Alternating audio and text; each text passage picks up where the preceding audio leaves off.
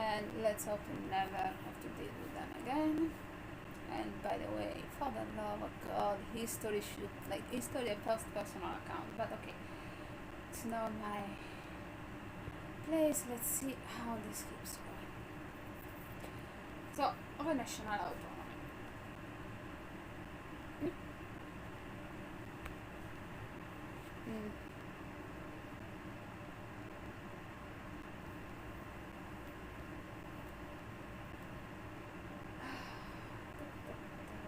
One of the primary concerns of feminist theory is the reconciliation of women's lives and masculinist interpretation of key concepts such as interpersonal relations, the state and international system. I'm guessing feminist theories in the year for reasons that I cannot fathom. Here apparently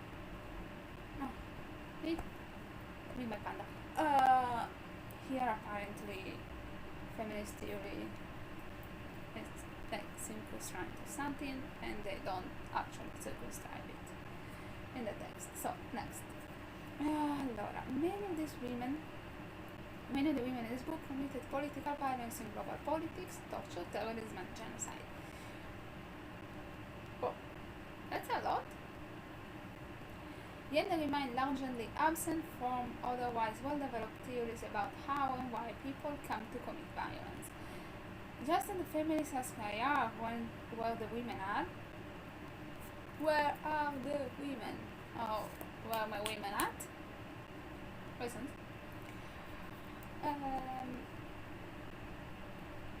Gendered lenses look for explanation. Okay, just as the feminists ask where the women are, gendered lenses look for explanation of the systematic exclusion of women from theories of people's violence. Where are the women in rational choice theory? In narcissistic theory? Women are not usually present in these theories, and when they are, one or two exclusive move is made.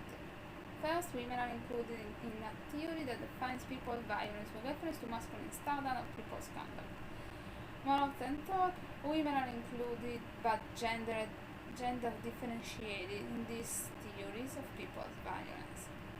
So they lament either a reduction of gender difference into the default, so it's a kind of assimilation of violence into the default, or gender differentiation. So it's not assimilation, it's differentiation.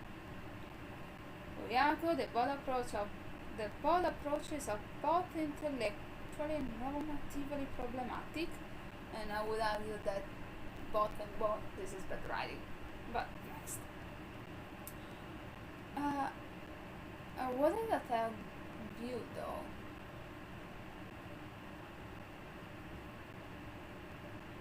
I mean, you either... What can happen here? Because if the argument is against... okay, let's say the argument is those theories are default men. Okay. And I'm making this way more comprehensible than already. Are default men, and when they are not default men, when they not default and assimilate, when not default and assimilate to the default, they gender the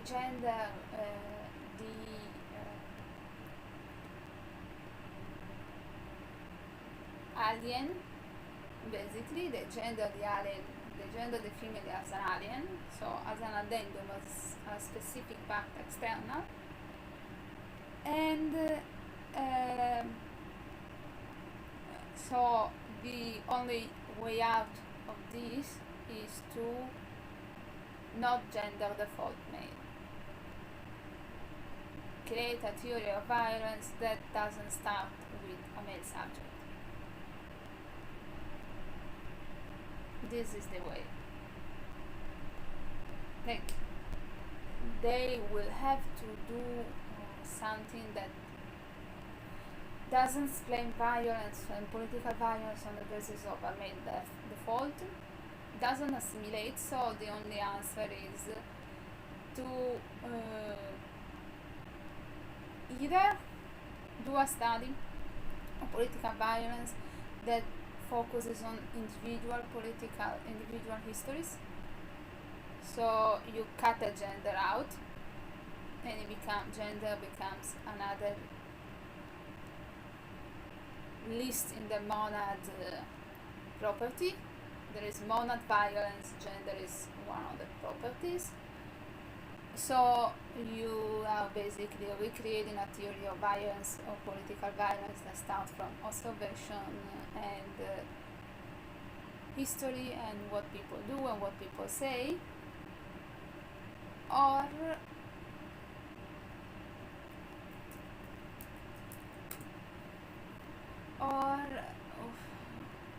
you regender the default as female and put the alien as male, or you gender violence from the beginning. You gender violence, gender male violence, gender female violence, and divide violence in that way. Let's see what we'll do. I mean, personally, a theory of violence that doesn't start with gender assumption, but doesn't even start with theoretic assumptions, instead starting from language analysis, history analysis, and first-person account, would be a best theory of violence that would offer a complete picture, but they would mean doing qualitative analysis and go through history. Okay, you can do that, but these people are theorists that don't seem to know how to actually use the theories. So I mean, I can see a critical theorist do that, go through accounts, personal accounts, and try to find or underline some kind of emergent properties of violence. No problem with that. But I don't see them doing that, even though it would be the most rational choice for them to do. So let's keep going.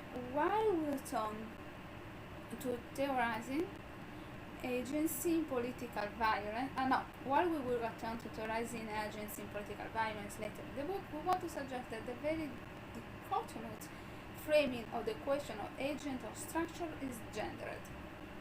For a long time, feminists suggested the assumption that people choose either directly or indirectly, their obligation is gendered and problematic. Ishman, 1989, 2004. Okay.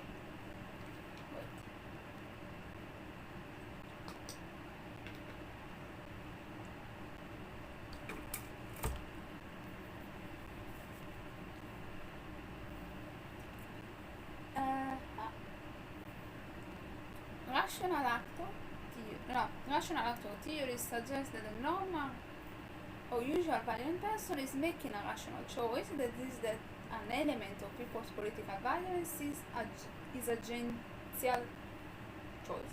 Agential sounds more Latin than should it be. Most of the psychological approaches suggest that someone's structure or context is in whole or in part responsible for man's predisposition towards violence, frequently failing to account for women's violence. In this frame, violence is less agential, but there is a normalized part to explain how it comes to happen. If agency has an inconsistent role in a number of theories often used to account for men's violence, or blanketed to account for women's violence as well, that is also the case in sex-specific approach to women's violence. In these approaches, women are framed as lacking agency in their choices. They have lost their will to live, lost strain in their need for revenge, lost their sanity, or lost their control or their sexuality. A much less specific analysis of women's violence characterized by agreement as having been incapable of choosing their violence, which implies that had they had choice, women would not have chosen violence. And at this point, we should introduce this new idea: agent is not unproblematic, agent is not gendered, and this theory do not use agent in the same way.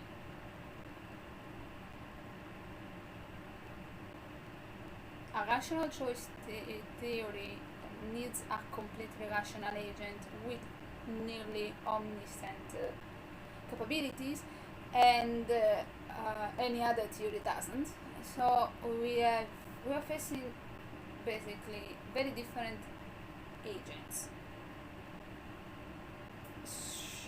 It's not the same. A theory also defines the concept that it uses.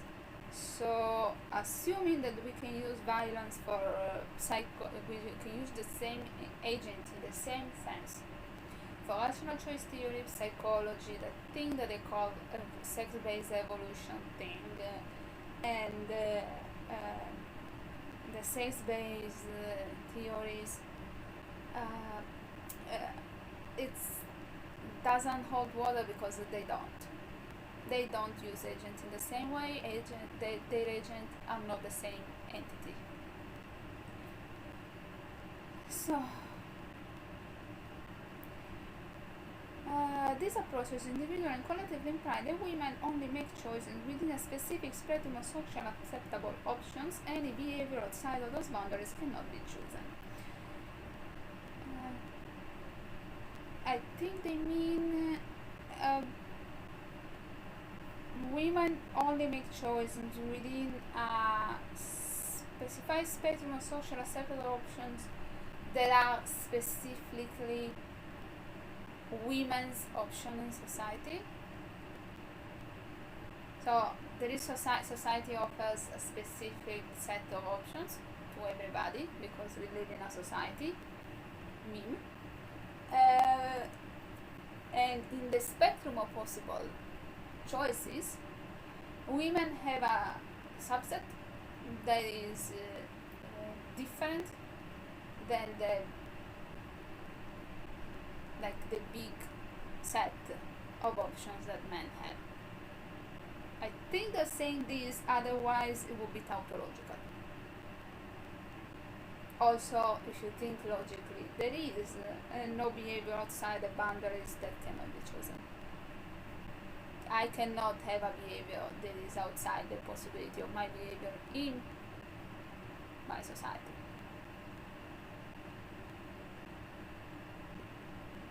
What they're saying is that women have a specific subset. And again, they're not expressing this very well. Like men have a set of behavior in society,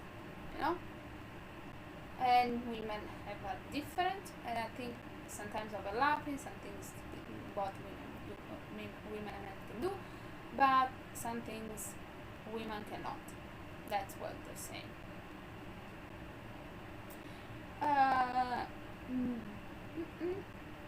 The theory presented in the beginning of this chapter, on the other hand, presents the male subject as individual decision maker, while either rational or psychological damage must still possess recognizable criteria to make their decisions with the set of psychoanalytic theory.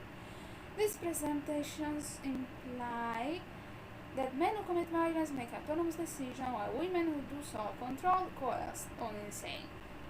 This is basically the consequence of centuries and centuries of believing that men are subjects and women are not.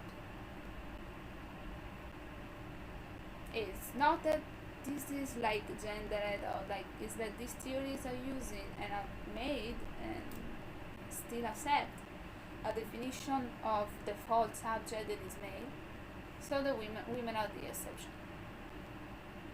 And that always happens. You read Kant, you read Aristotle, you read Hegel, and you think you are included in discussion of men, then you realize no, you're not. You are somewhere in the economics, ethics, or biology. That depends. You know, like yes, because like I will tell you this happens because because subjects are made by default. Like you are not fighting. Like you are not even underlining anything new. You just pointing the finger and say, "Oh look," and I say, "Yes, women are objects. Two are men subject. We know." Like don't it's not that this presentation imply that men are subject and women are object. These presentations are built upon that assumption, whether they explicitly know it or not, because they're made by men or they're made by people who accept masculine and patriarchal theory. They use categories that are patriarchal and they identify men and women in this way, so they import the history and also the problems in terms of gender that this theory, that these ideas have. Like, of course. It's like the idea of free will. Yes, St. Augustine invented it at some point in the 3rd century because before being killed by a good guy among the Aryan people. Yes. Okay, just go and see what happened like in the 4th century. In the 4th century when Christians were deciding who was right about what idea and theory and dogma, they at some point started to decide who was right by whoever was left alive. That's always a good thing, by the way. But I mean, you have this idea of the will. You have this idea of like linear time also, and you have this idea of God that literally St. Augustine invented. The idea of free will that he has, that depends on God, that depends on responsibility, that has ties with predestination and so on. You can cut God out, not a problem, you should, but I mean, still, it exists and allows you to, like free will without God is nihilism, because things and ideas need and are part of a system. So free will with God is a responsibility and is living well and is being able to say I did this. By the way, subject is born there. Otherwise, like freedom would be not being slave. Like a free man among the Greeks was one that wasn't a slave. Freedom in the sense of being responsible for my action and being the cause of my own action is a Christian invention in that sense. Otherwise, Greek would tell you you are responsible for like your life, how you live your life. Let's see, Aristotelian virtue. You are responsible for your society. You go together, but it's not in the same way. Like, ideas have a genesis. You are not. They are exchanging the cause with the consequence. Whatever.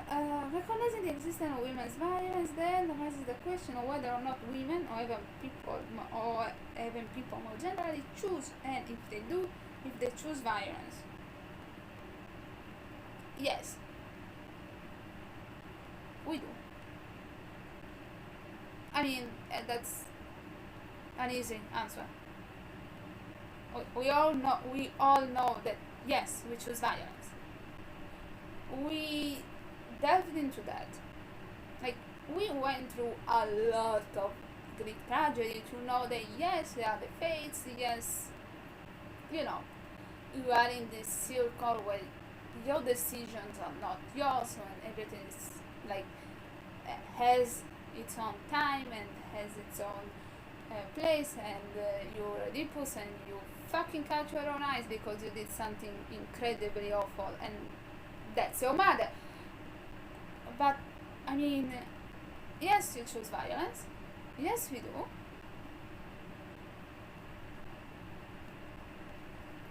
Because at the end of the day, the Orestea ends with a trial. So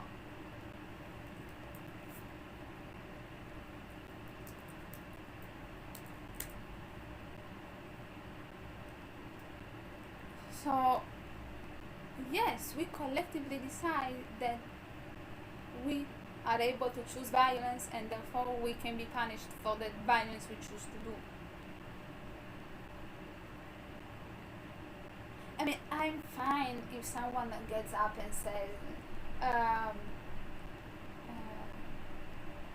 we as humans collectively decide that people have souls or that people have identity, so that we can punish people who behave against society.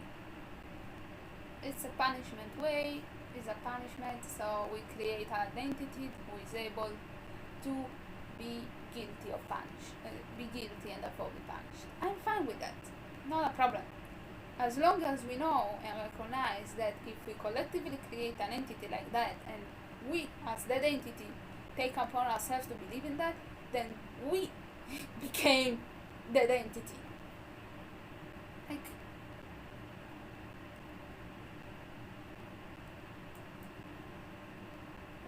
yes, we do. Like, are we able? Yes, we really are able to. Okay. Our first theoretical reaction is to suggest that if anyone chooses, then women also choose. And the interesting question about choice are not whether or not it exists in the context of people's values, but what the dimensional constraints of the choice are. Okay, if they're getting in the direction of the second third antinomy. Is a third Kantian antinomy, the one with determinist versus free will. Yes. We're getting there? We have the answer already. The world is completely determined. We have free will at the same time. Go together. Next. Like, but what the dimensional constraint of these choices are? Case by case. What more do you want?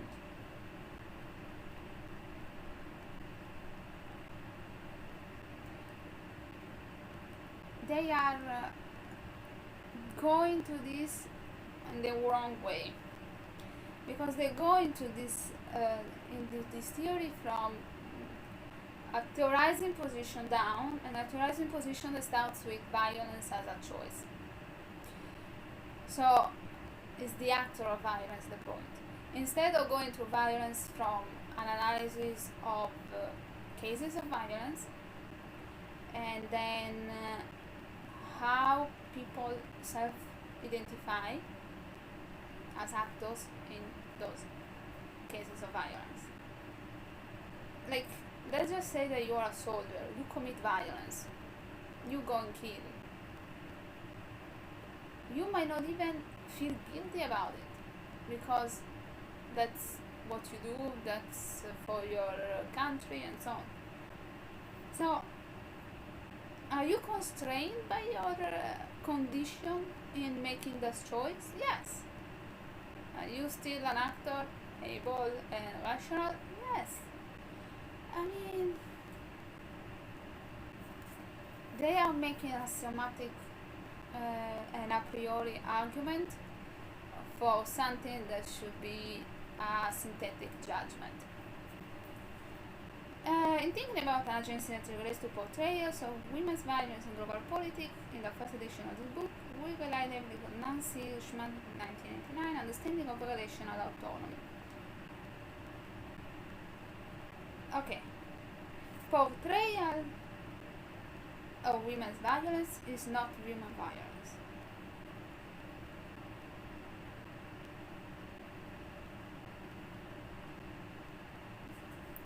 Hirschman, 1989, starts on refuting the often uh, replicated assumption, I think, that all limits on people's decision-making capacity are voluntarily exchanged for the protection provided by government and social organizations. That's not true. I have other limits for my decision-making: physical, chemical, my personal history, my sense of morals. So, okay. She suggests that consent is not always voluntary and is complicated even when voluntary. Okay, I can get on board with that. But it doesn't follow from the previous thing. So, the suggestion that obligations are not always even indirectly voluntary has been a theme in feminist theory. Obligations are not always even indirectly voluntary. Oh, so they're making an argument against the, liberal in sense of Hobbes' creation of state. But even in that creation of state or theory of state, like Hobbes, men have obligations that are not voluntary. Because when you're in, you're not a creator of the system. When you're in, you're part of the system. So, like, it's not like in Hobbes there is an actual natural state in history that ever happened. It was a mental assumption. Like, it was an assumption, theoretical assumption to justify the state. A state with special characteristic, and in this you were able to fight for those characteristics, so you were able to justify to do political violence against a state that didn't implement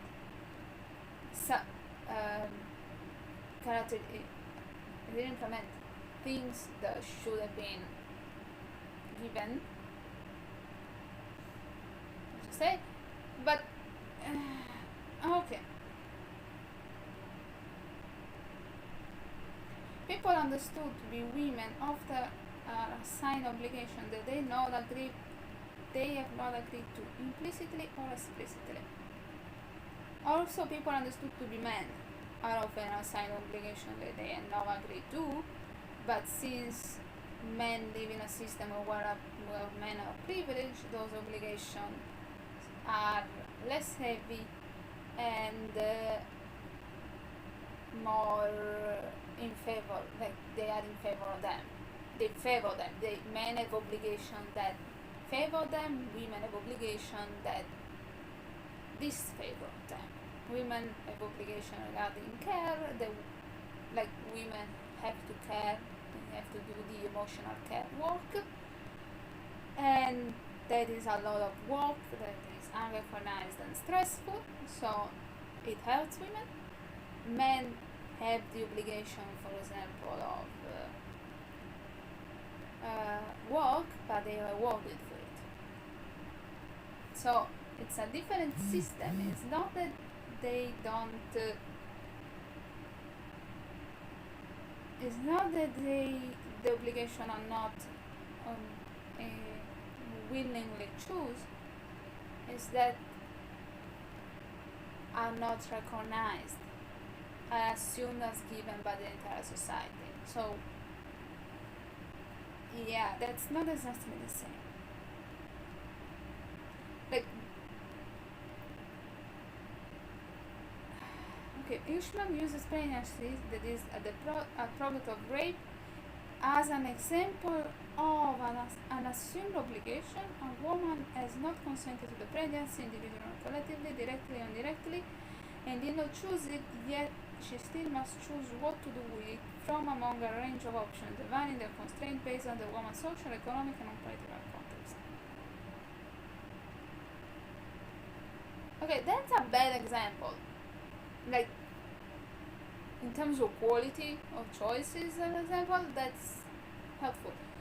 But what I would say is this. This would happen with every pregnancy ever. Pregnancy is a thing you must decide upon which you must decide what to do. And you have constraints about what you can do about a pregnancy, depending on where you live, what is your social content, what are the laws, and how much you can pay. That's a given.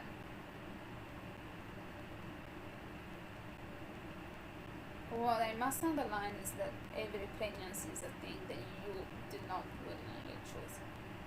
Like, even if you are looking and trying to have a baby, still is something that your body does and you have no actual physical control over. It's a thing, an alien that grows inside you and sucks life out of you, literally. So this is not a question of an obligation. It's more a question of are you socially catered?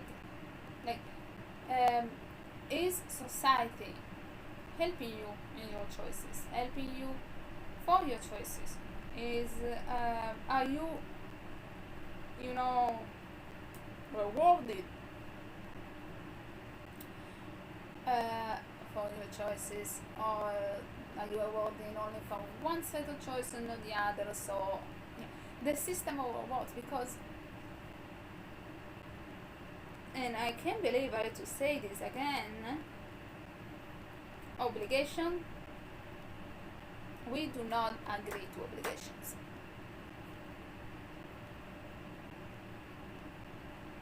I mean, we can agree to a specific set of obligations, like if I agree to work for someone, I agree to a specific set of things I have to do and so on.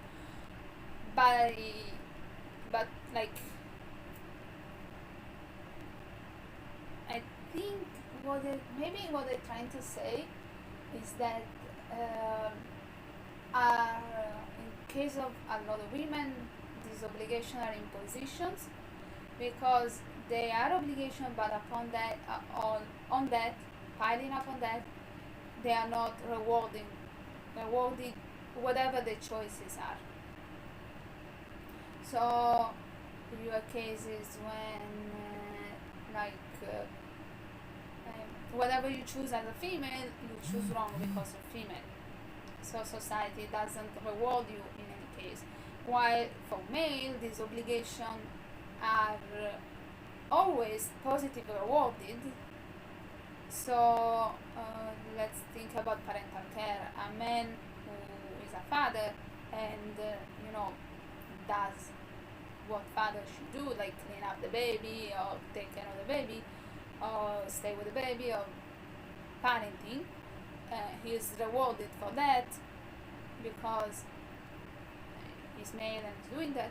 A female who does that is taken for granted and also criticized because maybe she should do this instead of that, So in one case is an imposition, or is felt as an imposition, this obligation. In another is an obligation, but is also felt as a personal choice, in the sense that is always rewarded positively. But in both cases, those are actors. Okay, this is why Hirschman, again 1989, is critical of traditional understanding of political agencies and responsibility, which emphasize freedom in contrast with the emphasis on control within traditional understanding of femininity. Ticker 2001.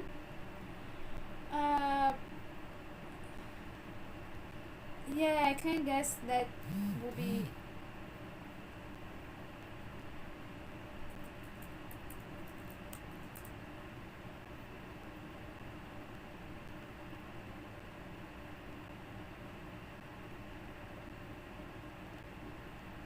I guess that would be a good argument, but it would be a good argument regardless about the limits of the actions.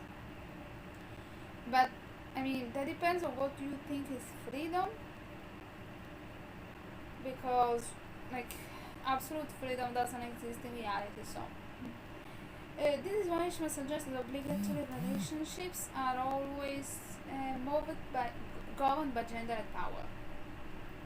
Okay, mm, you can assume that. You can assume also that power is always gendered. We live in a patriarchal society, so that would follow that a gendered obligation with respect to women would be more an imposition and more strict than a gendered imposition with respect to men. In describing what she calls the problem of oppressive socialization, Hirschman 2004 explained that powers and freedom are inevitably intertwined with and even defined by limitation and structures. Yes, not alienating you. These limitations are based on social group membership, with oppressed social groups having less access to powers and freedoms, and thus to agency as traditionally understood. Again, Ishmael 2004. Often in a social relationship, women are the obliged and men the obligors, meaning women must recognize men and men need not return the recognition. Hirschman 1989. This is a very Hegelian look on recognition, and a very Hegelian in this sense, men would be the owners, no, the masters, women would be the slaves. I think that's the translation, master and slave relationship that they did of Hegel in English. So, okay, so that goes back to what I said before, that it's obligation, but it's the reward of the obligation, the recognition given by the obligation that comes out of that. A man has the obligation to work, but is recognized by this. A woman has the obligation to parent, but is not recognized by that. It's a granted thing. So,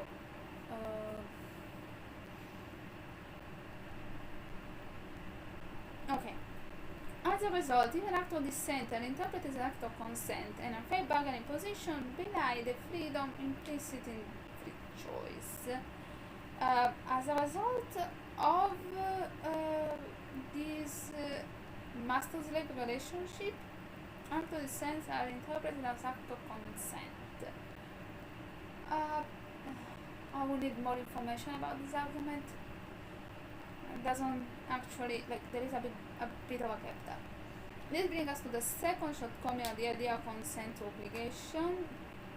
The many complexities surrounding it serve as mitigating factor, including differential power and differential access to knowledge about which choices are available in the first place, whereby desire and preferences are always limited by context that determine the parameters of choice. Hirschman 2004. In other words, consent is mitigating by the fact that the constant availability or limited choices narrow the spectrum of expected utility, giving people less incentive to want to choose some other option. Yeah, they repeating the same point. We are not free agent. Like, we as women, we as human are not free agent. So unless they are adding that we as human have less limited agency because of gender, how society is patriarchal, this is not adding anything to the discussion. I mean, they cannot move into that, but if you not assume that there is a patriarchal society that constrain, like, there is patriarchal society, then saying that women have limits in choices is the same as saying that men have limits in choices. Doesn't add. Like, you're not adding to the discussion. Okay. Understanding consent as mitigated is, however, Ishmael argues, not just about understanding the various limitations of available choices, understanding the degree to which the boundaries between people are not impenetrable. Instead, sometimes people constrain others' available choices, creating a variable power that different people have to make choice. So, patriarchal society and racist society. If we're not saying, giving things the name, patriarchy and racism, in terms of, like, if we're not talking about discrimination based on gender, based on sex, based on,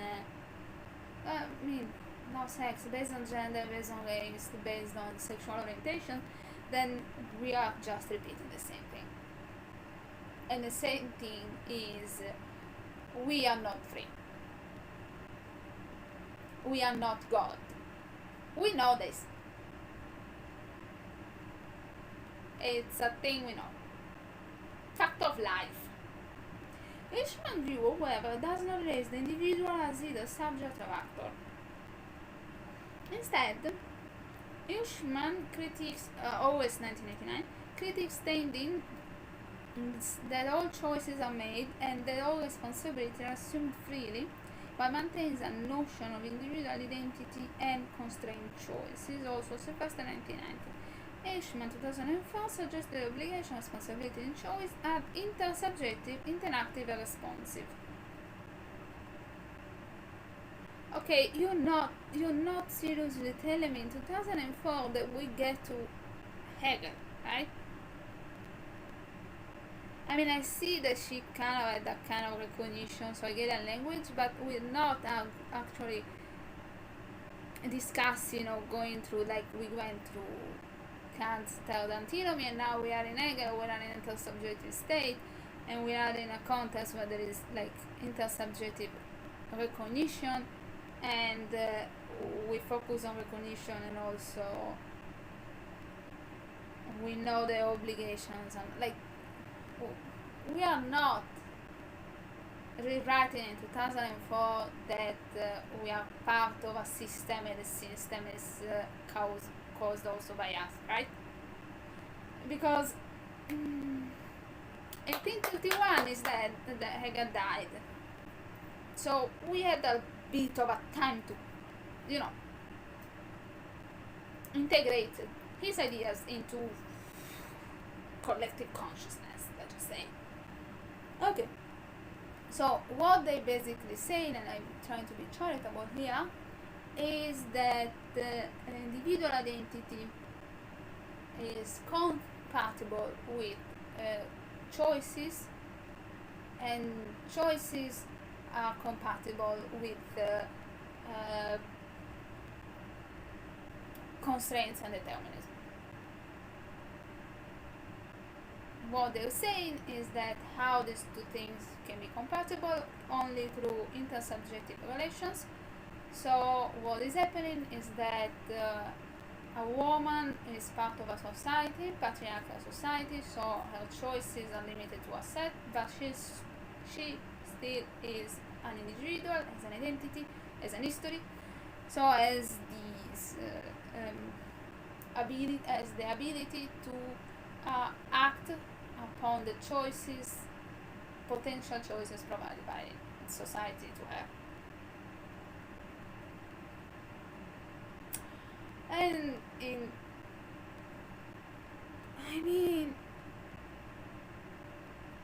couldn't they just say that women are also, an Hegelian subject? Like that when Hegel goes through the entire phenomenology, women are included in the subject? Couldn't I just have said that easier? Like, way easier and way more interesting if you have to go through that. Like, I would love to see a master-slave argument on dialectic with a woman in the slave position. because that happens. So what would change, what would happen, what can happen if you introduce a master-slave relationship in the if you introduce in the dialectical recognition one of the elements as female? How would biology, how would the recognition change? We will go through love, we will go through, like, we are not going to familiar or love recognition, we go to violent recognition. So in violent recognition, in this case, would be rape. So what would happen? What can happen? Exactly, like, this will be much more interesting because you're already there, you're problematizing a system that is profoundly patriarchal. Again, 1850, but no, I mean 1807 for the phenomenology. But you are adding something. Here is just retelling like it's new, something that we already know. Intersubjectivity is not like intersubjectivity is an old, very old category. Christine Sylvester, 1990, initially applied this approach to autonomy and obligation to understand gender in of global politics, arguing that the approach preserves identity independence for oneself while recognizing an interdependence of self and others, and the political and social relationships one has with others. Sylvester, 2002. Leishman, 2005, describes this in terms of contingent independence that recognize gender and social contrasts as having influence on people's identities and their choices, but also recognize that it does not exclude the existence of identifiability or they exclude the existence and identifiability of people. Again, repeating that always the same thing. We live in a society. We know. I mean, it was way more interesting when I read it in Hegel, and it was even more interesting when I read it in the third antinomy. But I mean, we cannot have anything. Like, I think that the what it was the almost manual that Kant wrote, that was almost everything. It was a late thing. Non era un'apologia, era un whatever, I forgot, kind of wrong for me. We know, like, you're not adding anything new. I mean, I think that it will be a nice and interesting experiment to pick and rewrite every philosophy from the start with women as the implied subject of the thinking and of history, and see what will change. Like, what would change if you rewrite categories or ethics in Aristotle with women as subjects? What would change in I would like to see that happen. That would be an interesting thing. What would change if you were to rewrite Hobbes' Leviathan with women as the implied subject? Would change anything? Would we still live in would the state of nature be the same? Would society be the same? The created society? That would be an interesting fact. This is just discovering that the water is wet. Yes. Next, like, who was actually sustaining or saying that in global politics or in any case there exists an entity who has freedom of choice that is absolute or not connected to physics, to possibility, or to any constraints. So absolute. Like, who has absolute choice besides God? So who in reality has absolute choice? God has absolute choice because it's not even materially there. Like, Christian God is not materially existing. And I checked, it's beyond, like I read St. Augustine, is not in time, it's not in space, it's outside. So, I mean, what are we talking about? Who is this entity that is supposed to be able to make choice besides constraints? What is the state that doesn't take into account his own military prowess before doing something? Oh my god. In a world of relational autonomy, okay, no, I went too far. Political choice then is a question about position and degree. Schauberg, 2006. The lived experience of women demonstrated existing theories of freedom fail to challenge the duality of the internal and external dimension of freedoms. Ishman, 2004. In a world of relational autonomy, decision can be made within constraints or with fellow constraints, but are never entirely unavailable and never without any constraints. In the world, this happens. Point blank. You do not need to introduce relational autonomy, because any theory that doesn't take into account the acts exist upon possibilities of acts fails into account choice. I cannot choose anything that is not a possibility for me. I cannot choose to fly. I mean, I choose to fly, but I take a plane. It's a choice. But choosing something that is not a possibility means either creating it, so, like, you are God, like, this is so stupid. I mean, it's not per se stupid, it's just that they're telling something as if it's big when it's like, it's always been there. It's always been this. This is the basic. This is always been that. Like, come on.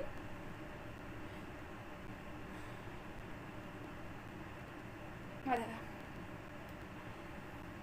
Given this interdependence, actors can choose to use the limited autonomy to act against, around, or with others. I also can choose I choose to use my limited autonomy to act with me. I mean, I'm pretty sure there are not many people watching this stream. I just need to do this because I need to start reading again with a bit more focus. So, like, why do you include others specifically? There is a possibility, so others are always included, but, like, whatever. Again, whatever. In this interpretation, maybe because it's a political choice. Okay, that makes sense. I was wrong. In this interpretation, the experience and identity of self and other are mutually dependent, mutually vulnerable, mutually socially constructed. Still, again, saying nothing new. Choices are then neither entirely free nor entirely constrained. No, choices are entirely free and entirely constrained at the same time. This is the third antinomy. We cannot go back there again and again and again and again as if it is something new. It was written in 1790.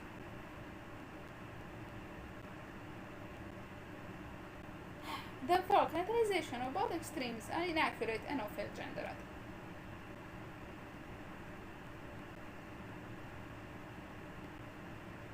This is the wildest use of therefore I've ever seen. Like, therefore, since acts, since choices are not free nor determinate, since that, then when we talk about being totally free and being totally determinate, this characterization are gendered. We are definitely missing the middle term here.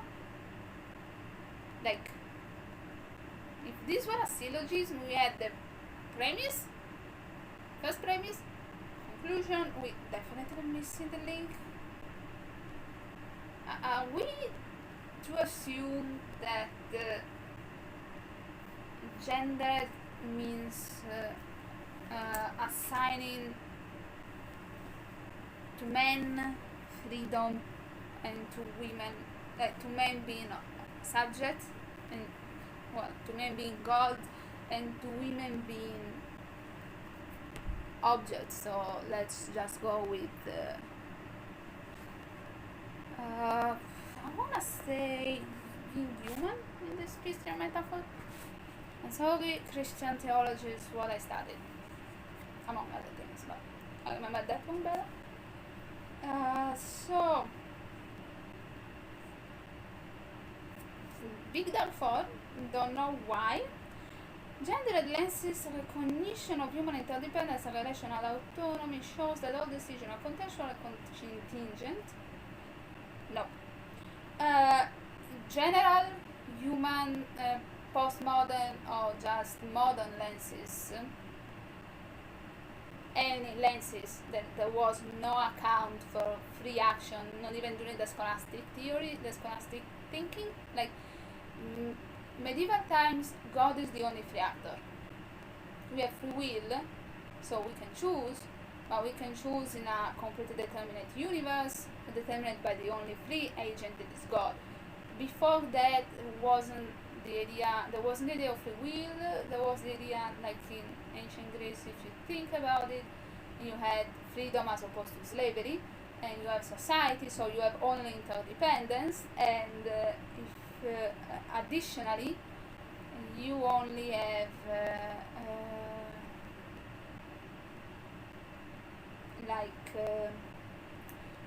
determinism, or some form, we have different form of determinism, but there is no actual, like,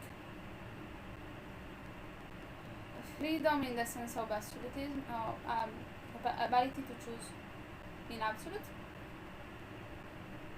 So gender lenses recognition of human interdependence and relational autonomy shows that for women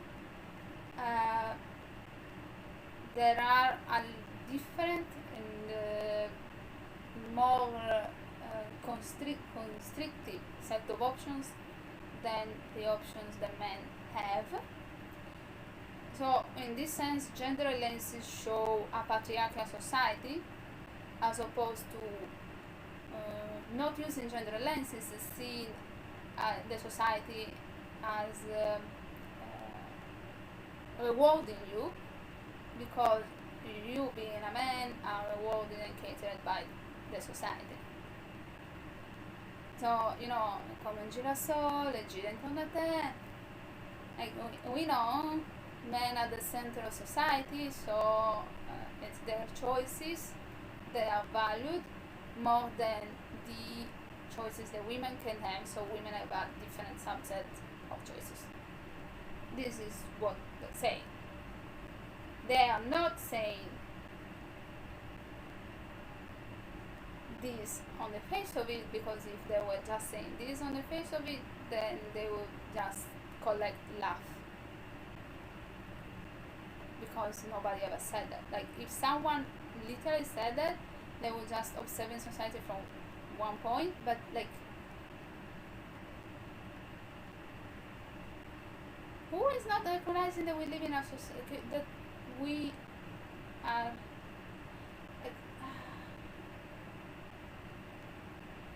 I'm kind of worried because they are not finding an entity that exists. This is a big straw man they are trying to destroy. I'm not exactly comfortable with that. I would be more comfortable in analyzing the different set of constraints that the patriarchal society puts on women. In this sense, again, Kate Manne, Entitled, and Down Girl work very well in explaining the different set of choices and available choices that society puts on women. So, human interdependence and relational autonomy shows that all decisions are contextual and contingent, not only women's, and all decisions are made and not only men's. It is for this reason that we have used a relational autonomy framework as a theoretical point of departure. Relational autonomy framework is a fancy name for Hegelian at this point. I'm choosing to believe that because it makes me 10 times happier to talk about recognition in these terms. Makes more sense and is more like theoretical. So, theoretical is more sound.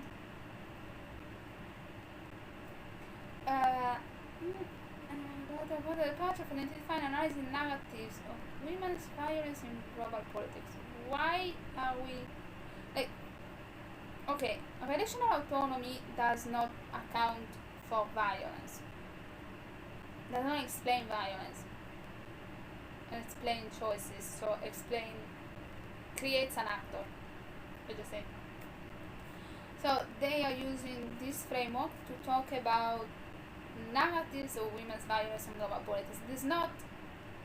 They're not talking about women's violence. They talk about how we talk about women's violence. So why were we talking about violence in the first place?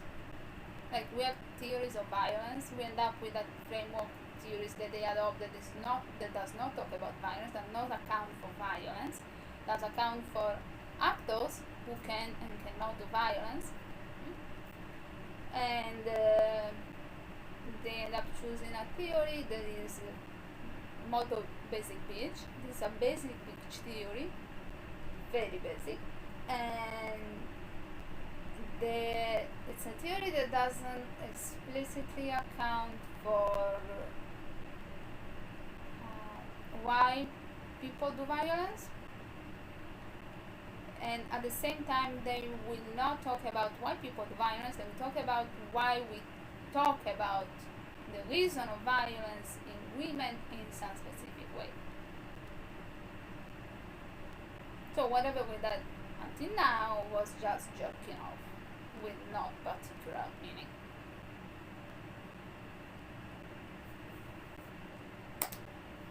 Oh, darling.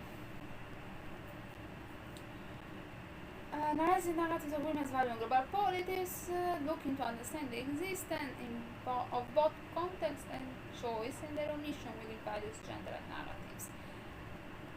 Okay, but keep in mind that narrative of X and X are two very different things. X, a judgment of X, a truthful X, a truthful description of X, and a narrative of X are three different concepts. You can also have a narrative of a truthful description of X. They are confounding the planes. They are mixing things that should not be mixes. Monster Clark wrote that essentializing the genders to the equation of women equals peace and men equals war, which we extend to the narratives, treats men and women as objects. 2001.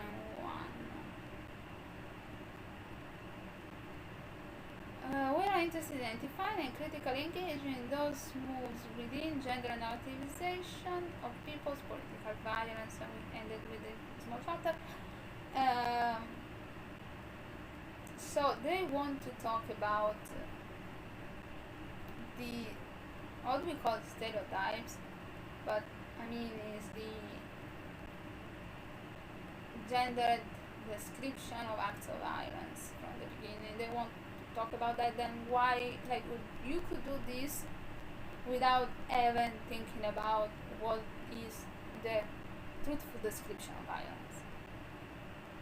I mean, truth is like X is true in L if and only if B, right? So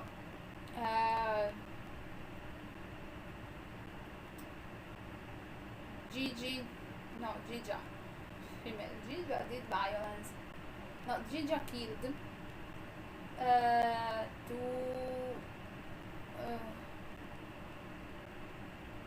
don't know. Gija killed for the greatness of her motherland. Is true in English if and only if Gija killed for the greatness of her motherland. You know? Let's translate this in a sentence. Let's use task.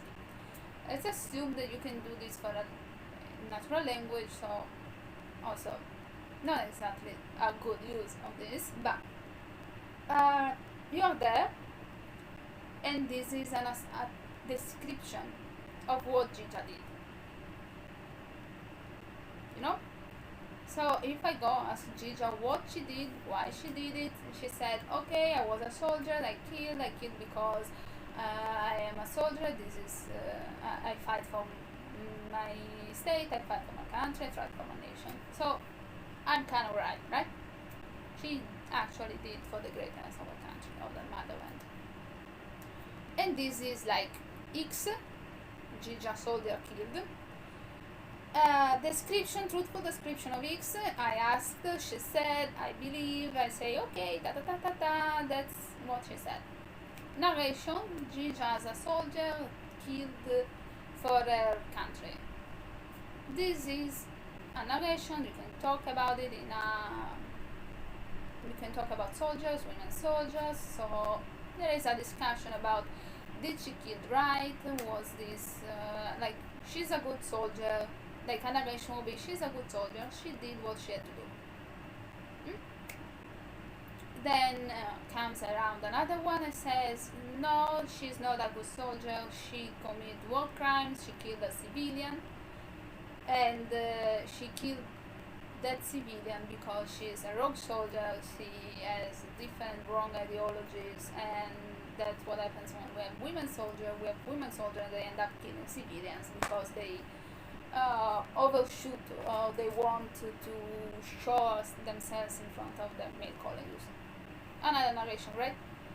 In both cases, we have narration of an X, a truthful version of an X doesn't, it's a truthful version, it's not the truthful version. I mean, I can also say Gija committed war crimes. Because you ask and Gija said, yes, I killed a civilian, yes, he was unarmed, yes, that was out of the rules of engagement. Still, she also say, I thought I killed for, I'm a soldier, I killed for my country. You know? That's why task. It doesn't work with natural languages because they're not completely determinate, but okay, next. What I'm just saying is, a narration contextualize an event. A truthful description is just a truthful description. So you have multiple truthful descriptions, for example, but what I'm saying here in general is that a narration is not a description, and in any case, both the act, both the event, the description, and the narration are all gendered because they are all said in linguistic terms and carried out in a linguistic and social context. So if you want to try to talk about and describe what categories we use when we talk about women's who do violence, that's a narration issue. If you definitely don't need any access to the natural violence and why women do violence. Let's see whatever happens next.